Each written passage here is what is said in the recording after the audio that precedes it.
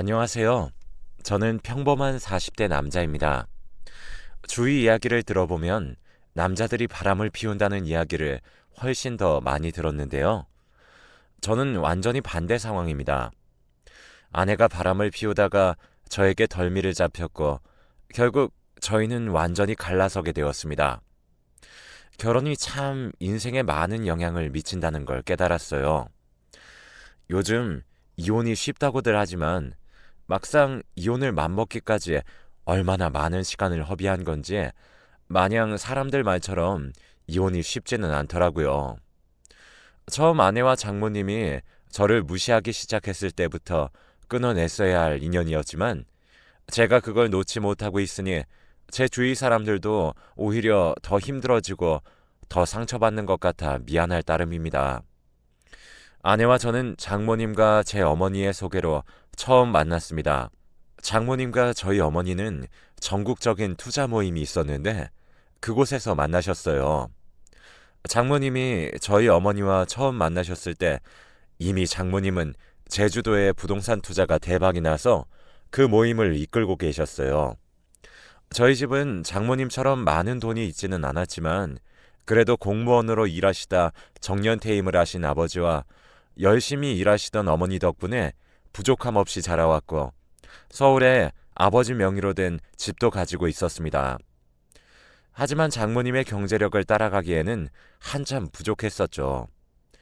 그런데 모임을 하던 중 마침 장모님에게 아직 시집을 못 간 딸이 있다는 이야기를 듣고 저희 어머니는 저를 소개받아 보는 건 어떠냐고 먼저 제안하셨었죠.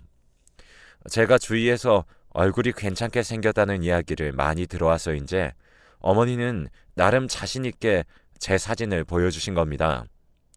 제 사진을 보고 아내도 마음에 들었는지 선뜻 저를 만나보기로 결정했다고 하더라고요. 그렇게 만나 저희는 6개월이라는 짧은 연애 기간을 거쳐 결혼까지 했습니다. 남자가 집을 해가야 한다는 말도 다 옛말이고 요즘에는 다들 반반 결혼을 많이 하시잖아요. 저희도 처음에는 반반으로 하려고 준비를 하는데 제가 보기에도 영 장모님 눈에는 차지 않을 것 같아 여러모로 걱정이 많았습니다. 그런데 장모님이 먼저 저에게 이런 건 여유가 되는 사람이 하는 거라며 걱정하지 말고 자기가 강남에 사놓은 작은 아파트가 있으니 거기에서 신혼을 시작하라고 하시는 겁니다. 강남이니 집값도 어마어마한 데다가 이미 가구들도 채워놓으셔서 제가 더 해갈 것도 없더라고요. 장모님과 장인어른 모두 아내에 비해 가진 것도 없는 저를 예쁘게 봐주셔서 참 장가 잘 왔다는 생각이 들었습니다. 어머니도 그런 제 결혼이 마음에 드셨는지 주위에 아들이 참 장가를 잘 갔다면서 자랑을 하고 다니시기도 하셨습니다. 사돈, 이렇게 저희가 받기만 해서 어떻게 해요? 너무 그러실 필요 없어요. 저희가 친구 사이나 마찬가지인데 이 정도는 별로 어려운 일도 아닌걸요. 조금 더 여유 있는 쪽에서 하면 그만이죠. 나중에 투자 대박 나시면 그때 비싼 밥 한 끼 사세요. 그 이야기에 안 그래도 호들갑이시던 어머니는 만나는 사람마다 제가 얼마나 처가를 잘 만났는지에 대해 이야기하고 다니셨습니다. 저희 아들이 이번에 장가를 가는데 사돈 되시는 분이 얼마나 저희 아들을 마음에 들어 하시는지 강남의 아파트를 신혼집으로 주셨다니까요. 글쎄 요즘 강남 아파트면 20억은 우습죠. 그걸 턱하니 내놓으신 걸 보니 저희 아들이 장가를 정말 잘 갔죠. 나이 들어서 자식 걱정할 일은 덜었어요. 그렇게 처음에는 순조로운 듯 신혼생활을 시작했습니다. 제주도에 계신 장모님은 저를 집으로 초대해 맛있는 음식도 직접 해주시고 종종 서울로 올라오셔서 백화점에 데려가서 비싼 정장을 맞춰주시기도 했습니다. 하지만 시간이 갈수록 장모님과 아내는 저를 보며 돈도 제대로 못 벌어오는 주제에 제대로 된 사위 노릇도 못하고 가장 노릇도 못하는 사람으로 몰아갔습니다. 저는 작은 벤처기업의 사장이었는데요. 사업이 제대로 자리 잡지 못해서 직원 수도 저 빼면 3명에다가 제가 가져오는 수입은 한 달에 300이 될까 말까 할 때가 많았었죠. 아내는 그런 저에게 이 돈으로 한 달을 어떻게 버티냐며 매번 장모님에게 돈을 더 받았고, 장모님은 그런 상황이 지속되자 저에게 은근히 눈치를 주시면서 돈을 벌기 너무 힘들면 자기 조카 사이에게 부탁해서 안정적인 직장에 들어갈 수 있도록 도와줄 테니 생각이 있으면 말하라고 하셨어요. 말은 도와주신다는 내용이었지만 속뜻은 제가 안정적으로 벌지 못해 자기 딸이 힘들어하니 다른 회사라도 들어가 안정적으로 돈을 벌어오라는 이야기였어요. 그래도 제 꿈을 포기할 수는 없었습니다. 그래서 수입이 부족한 달에는 새벽까지 대리운전이라도 하면서 아내에게 생활비를 넉넉하게 챙겨주려고 했었습니다. 하지만 그래도 아내의 기대는 충족하지 못했던 건지 늘 아내는 불만 가득했습니다. 나는 자네가 하는 회사가 싱가포르랑 계약도 하고 비전이 있는 회사라길래 경제적으로는 우리 딸 부족하지 않게 살게 해줄 것 같아서 결혼을 허락했어. 그런데 싱가포르는 무슨 제대로 된 계약을 따낸 게 있기나 해? 알고 보니 장모님은 제 회사가 큰 계약을 앞두고 있고 회사가 성장할 거라는 누군가의 말을 듣고 저희 회사에 투자금을 넣었는데, 알고 보니 그 사기꾼이 투자했다며 거짓말로 장모님을 속이다가 저와 아내가 결혼하고 2달쯤 만에 결국 연락이 두절되고 장모님은 투자금을 날리셨던 겁니다. 장모님은 그런 일이 있으면 저에게 먼저 연락을 하셨어야지 왜 그 사람의 말만 믿고 투자하셨는지 도무지 이해할 수 없었습니다. 곰곰이 생각해보니 장모님과 아내가 저를 구박하면서 돈 타령을 하기 시작했던 때가 바로 결혼한 지 2개월이 지났을 때였습니다. 장모님의 말을 듣고 그럼 왜 저에게 안 물어보고 그 사기꾼 말만 믿으셨던 거냐고 화도 냈었지만, 장모님은 어찌됐든 제 회사니 어차피 투자하라고 부추겼을 것 아니냐며 도리어 화를 내고 돌아가시더라고요. 그 이후로 아내는 대놓고 저에게 비아냥거리기 시작했습니다. 당신 능력으로 그 회사가 잘도 크겠어? 당신은 나랑 결혼한 걸 천운으로 생각해. 돈 300도 제대로 못 벌어오면서 무슨 회사의 사장이라고 그 자리에 앉아있어? 신혼여행에서 아이가 생긴 것만 아니었으면 당신이랑은 바로 이혼인데, 당신 우리 아기한테 평생 감사하면서 살아야 해. 알아? 우리 사촌언니 알지? 그 형부도 똑같이 사업하는데 한 달은 무슨 하루 매출이 300은 우습다더라. 당신이 하는 게 사업이야. 소꿉놀이지? 집에 있으면 아내는 쉴 새 없이 저를 쪼아댔습니다. 거기다 장모님은 제가 밥이라도 먹고 있으면 돈도 제대로 못 벌어오면서 밥이 목구멍으로 넘어가냐며 타박까지 하는 바람에 저는 스트레스로 머리가 터질 지경이었어요. 집에서는 도저히 숨이 쉬어지지 않아 저는 집에도 잘 들어가지 않고 회사에서 대부분의 시간을 보내기 시작했습니다. 그러자 아내는 회사까지 따라와 직원들이 보는 앞에서까지 저를 깎아내리더군요. 정말 수치스러운 마음에 모든 걸 던지고 어디론가 도망가고 싶었습니다. 그러면서도 자기 지인들의 부부 동반 모임에는 꼭 저를 데려가려고 했습니다.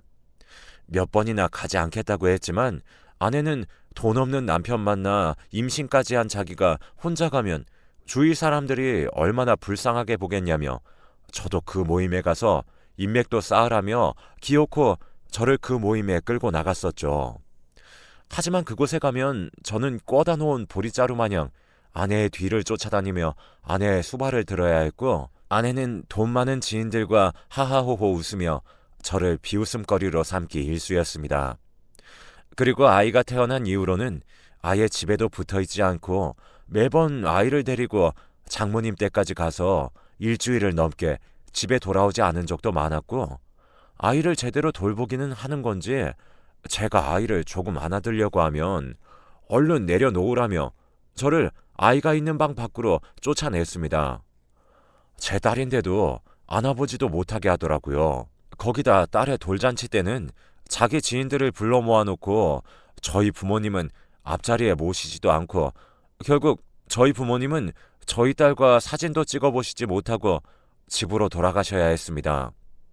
사회자가 딸의 친할머니와 할아버지는 어디 계시냐는 물음에 부모님이 자리에서 일어나시자 장모님은 그런 사회자의 마이크를 뺏어들며 자기는 외할머니인데 요즘은 외가 친가를 누가 가리냐며 그저 손녀가 나중에도 외간이 친간이 가리지 않고 자주 보고 편하게 자기들을 대해줬으면 좋겠다는 등 저희 어머니가 무대로 나가시려는 걸 누가 봐도 막으려고 행동하셨습니다. 그 뒤로 저희 부모님은 오지 말아야 할 곳에 온 것 같다며 미안하다는 말씀을 남기시고 집으로 돌아가셨습니다. 그리고 마음이 편치 않으셨는지 돌잔치가 끝난 저녁에 어머니에게서 문자가 왔습니다. 아들아, 내 욕심에 너를 힘든 길로 내가 몰아간 것 같아 마음이 편치 않구나. 그렇게 힘들게 살고 있을 줄은 내가 생각도 못했어. 그동안 얼마나 혼자 힘들었니? 엄마가 뭐든 도와줄 테니 모든 걸 혼자 감당하려고 애쓸 필요 없어. 어머니의 문자를 받고 정말 아이로 돌아간 것처럼 그 자리에서 펑펑 울었습니다. 그리고 다음날 어머니가 저희 집으로 찾아오셨어요. 새아가, 그동안 아이가 돌이 될 때까지 도움 한번 못 줘서 미안하구나. 그동안 내가 너무 무심했지? 뭐든 도와줄 테니 말만 하렴. 여기 집에서 저번에 새아가 네가 잘 먹던 반찬들도 해왔어. 아내는 어머니의 말을 듣자마자 한치의 망설임도 없이 그럼 딸을 돌봐달라고 하더라고요.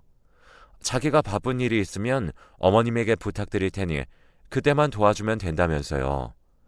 그런데 그 이후로 아내는 일주일에 서너 번을 저희 어머니를 불러다가 딸을 맡기고 나가버렸습니다.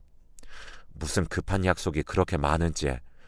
하루는 제가 일찍 퇴근하고 집으로 돌아오니 방 안에서 딸의 울음소리가 크게 들렸습니다.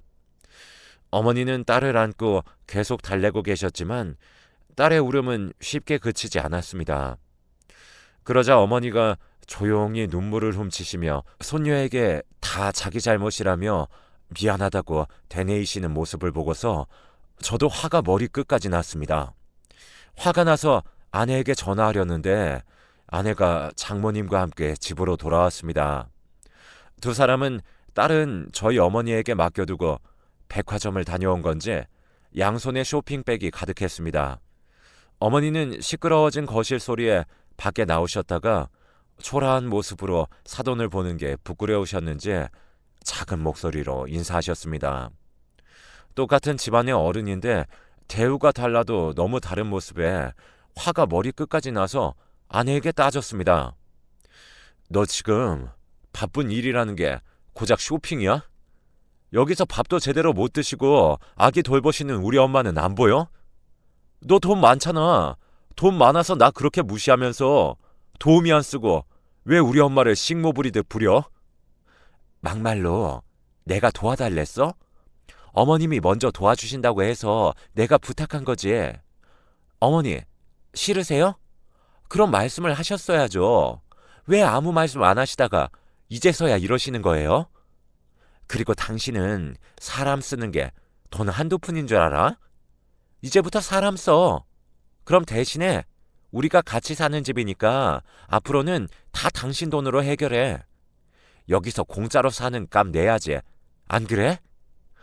처음에는 돈으로 온갖 인자한 척을 하더니 이제는 대놓고 돈 가지고 사람을 쥐락펴락하려는 모습에 온갖 정이 다 떨어졌었습니다. 그 이후로 어머니는 자기 때문에 싸우지 말라며 본인은 괜찮다고 하셨지만 더 이상 제가 어머니의 도움을 받는 게 마음이 아파 집에 돌아가시라고 했어요. 돈 가지고 사람을 구분하는 아내의 모습에 저도 더 이상 참고만 있지 않기 위해 그날 이후 이를 악물고 사업에 매진했습니다. 회사에서 퇴근하고 오면 제 몫에 빨래며 집안일들을 하고 딸을 돌봤어요. 밤낮으로 쉬지도 못하니 저절로 살이 빠지더라고요. 덕분에 대만에서 투자 제안이 왔고 일주일 동안 대만까지 날아가 이야기를 나눈 끝에 계약을 성사시켰습니다. 그 계약 하나로 지금까지 저희 회사 연매출은 우습게 벌었고 저는 기세등등하게 집으로 돌아왔습니다. 그런데 집으로 돌아오니 아이는 저희 부모님에게 맡겨놓은 채 아내는 어디론가 나가고 없었습니다. 그래서 얼른 짐만 풀고 부모님 댁으로 가서 저녁이나 먹으려고 캐리어를 바닥에 내려놓자 침대 밑에 이상한 천이 보였어요. 천을 잡아 끌어서 꺼내보니 저는 처음 보는 넥타이였습니다. 확실하게 제 것은 아니었고 아내가 저를 위해 사두었다는 것도 말이 되지 않았죠. 결국 그날 저녁 부모님 댁에 가서 딸만 데려오고 저녁도 먹지 않고 아내를 기다렸습니다. 이번에도 아내는 백화점에서 쇼핑을 하다가 온 건지 양손 가득 쇼핑백을 들고 왔고 저를 보고도 본체에 만체하며 쇼핑한 것들을 다시 걸쳐보기 바빴습니다. 그 틈에 저는 아내의 휴대폰을 들고 화장실로 가서 보려고 했지만 비밀번호가 걸려있어 결국엔 휴대폰 안을 보지 못했습니다. 하지만 저는 포기하지 않고 그날 새벽 아내가 잠이 들 때까지 기다렸다가 아내의 차키를 들고 지하주차장으로 향했습니다. 그리고 아내의 차에 있는 블랙박스 영상을 모조리 복사했죠. 다음날 회사에 가서 복사본을 보니 제 직감이 맞았습니다. 아내는 장모님의 운전기사와 바람이 났었어요. 차 내부가 찍히진 않았지만 아내와 운전기사의 대화 내용을 들어보니 바람이 확실했습니다. 도저히 이런 여자와는 살지 못하겠다는 생각에 증거라도 제대로 잡자 싶어서 저장된 블랙박스 영상을 모조리 다 훑어보았습니다. 어설프게 이혼소송이라도 걸었다가는 오히려 제가 다 뒤집어 쓰고 쫓겨날 게 뻔했었으니까요. 그런데 영상을 보다 보니 남자의 목소리나 어투가 가끔씩 달라지는 것을 느꼈습니다. 운전기사가 타는 건 가끔씩 블랙박스에 찍혔지만 묘하게 다른 남자인 것 같은 목소리에 대화 내용을 듣고 있다가 충격적인 사실을 알아냈습니다. 아내는 알고 보니 장모님의 운전기사와 사촌 형부까지 총 2사람과 바람을 피고 있었던 겁니다. 어쩐지 매번 저를 사촌 언니의 남편과 비교하며 저를 깎아내리더니 그 사람과도 바람을 피우고 있었던 거죠. 저는 당장 이혼을 하고 싶은 마음에 변호사 친구를 찾아갔습니다. 그러자 친구는 이걸로도 충분하지만 얼굴까지 확실히 나와야지 아내의 사촌 형부라는 걸 입증할 수 있다 하더라고요. 그리고 은밀한 목소리로 다른 사람들에게는 추천하지 않지만 친구니 말해준다며 저에게 불륜 증거를 전문으로 수집하는 곳을 알려주었습니다. 그 이후로 저는 그 사람들로부터 많은 증거들을 받았고 장모님과 아내의 구박에도 증거들을 터뜨릴 날만 손꼽아 기다렸습니다. 그리고 장모님의 환갑잔칫날 그렇게나 좋아하는 돈 많은 지인들과 가족들이 모인 자리에서 저는 장모님을 위해 준비한 영상이 있다며 틀어달라고 했습니다. 사회자는 뭣도 모르고 흔쾌히 바로 영상을 재생시키더라고요. 장모님은 제가 준비해봤자 뭘 준비했겠냐며 눈을 흘기셨습니다. 그리고 영상이 재생되는 순간 장모님은 놀라서 이게 뭐냐며 자기 운전기사를 붙잡고 어디 못 베어먹은 게 자기 딸을 넘보냐며 버럭 화를 내고 계셨습니다. 아내는 이미 재생되고 있는 영상을 끄려고 무대로 달려왔지만 저는 그 앞을 막아서고 마이크에 대고 말했습니다. 장모님, 못 베어먹은 사람이 딸과 바람이 나서 화가 나신 겁니까? 그럼 많이 배워서 돈도 잘 버는 사람과 바람난 건 용서가 되시나요? 제 말에 무언가 이상함을 느낀 2사람이 모두 영상을 못 틀게 하려고 했지만 저는 이 악물고 2사람을 막아내며 기어코 아내와 그 사촌 형부라는 사람의 불륜 증거도 틀었습니다.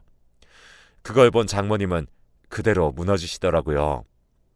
장모님, 저희 집이 그쪽보다 모자란 건 돈 딱 하나였습니다. 저는 제 꿈을 이루려고 열심히 살아왔는데 그쪽 딸은 쇼핑 말고 잘하는 게 있습니까? 돈으로 사람 위아래를 나누는 게 제일 교양 없는 짓입니다. 그동안 마음에 담아두었던 말을 모두 하고 나니 후련하더라고요. 아내는 고래고래 소리를 지르면서 이게 무슨 짓이냐며 다 조작된 영상이라며 발악을 했지만 그 말을 믿는 사람은 아무도 없었고, 심지어는 아이를 임신한 상태였던 사촌 언니라는 사람에게 속수무책으로 얻어맞고 있더라고요. 저는 그런 아내를 사촌 언니와 떼어놓고 밖으로 데리고 나왔습니다. 당신 이게 무슨 짓이야? 저걸 사람들이 믿을 것 같아? 어디서 조작된 영상으로 모함하려는 거야? 당장 다시 올라가서 다 거짓말이라고 해. 아니면 이혼이야? 우리 딸 영영 못 볼 줄 알아? 이혼? 안 그래도 바라던 바야. 그리고 지금 우리 딸은 우리 엄마 없으면 울고불고 난리야. 왜 그런 줄 알아? 네가 그동안 애는 내팽겨 쳐놓고 쇼핑만 하러 돌아다녔으니까 그랬던 너한텐 양육권을 뺏길 리가 있을까? 그리고 이혼 합의서를 내밀자 아내는 이성을 잃은 상태인지 바로 그 자리에서 사인을 다 하고 도장까지 찍더라고요. 당신 위자료며 내 돈 탐낼 생각은 하지 마. 내 재산 다 당신이랑은 상관없는 거 알고 있지? 당신한테 줄 돈 없어. 그건 가봐야 아는 거고 법원까지 가보면 알 수 있겠지. 이미 마음을 단단히 굳힌 후라서 그런지 모든 걸 놓아서 그런지 사과 한마디 없는 아내의 가시돋친 말에도 아무렇지 않았습니다. 그 후로 법원에서 합의하는 건 모두 제 친구가 저 대신 나가서 해주었고 아내의 얼굴을 단 한 번도 보지 않은 채로 이혼까지 마무리하였습니다. 저에게 줄 돈이 없다던 아내는 결국 저희가 살던 집을 위자료로 주었고 양육권도 결국 저에게 넘어왔습니다. 가끔씩 전화가 와서 자기가 잘못했다며 다시 합치자는 말을 하기도 했지만 제가 꿈쩍도 하지 않으니 한 달에 한 번 만나는 딸에게 이제 엄마 아빠랑 함께 살면 좋지 않겠냐며 설득하고 있다고 하더라고요. 다행히 딸은 엄마와의 애착 관계가 형성되지 않아 엄마를 썩 편안하게 여긴다거나 좋아하진 않아 매번 거절하고 오지만요. 저희 어머니가 모임을 통해 이야기를 들어보니 재혼을 하려고 돈 많은 사람들을 소개받기 위해 애를 쓰긴 하지만 이미 바람을 피웠던 사실이 모임에 소문이 나버려서 그 누구도 소개시켜주려고 하지도 않는다고 들었습니다. 거기다가 그렇게 사이가 좋던 사촌 언니네와는 완전히 틀어져서 집안 꼴도 말이 아니라는 소식도 들었어요. 그래서 저에게 더 매달리는 것 같네요. 이제 저도 그 사람들 기준에서 돈 많고 능력 있는 남자니까요. 하지만 이제는 저도 결혼이라면 끔찍하네요. 어머니도 저에게 결혼에 대한 이야기도 일절 꺼내시지 않으세요. 요즘에도 저희 딸을 돌봐주고 계신데 손녀가 있는데 굳이 무슨 결혼이 필요하냐며 제가 하고 싶은 대로 하라며 아직도 미안해하십니다. 다행히 어머니가 같은 여자라 딸이 사춘기가 되더라도 아빠인 제가 신경 쓰지 못하는 부분은 어머니가 신경 써주실 수 있을 것 같아 조금 마음이 놓이네요. 저도 최근에는 한국 정부에서도 여러 지원을 받으며 한국에서도 큰 계약을 따내며 직원이 3명에서 30명까지 늘었습니다. 이제 더 크게 성장해 나갈 일만 남은 것 같아 뿌듯하네요. 한동안은 큰 걱정 없이 살아갈 것 같습니다. 여러분들도 행복하세요.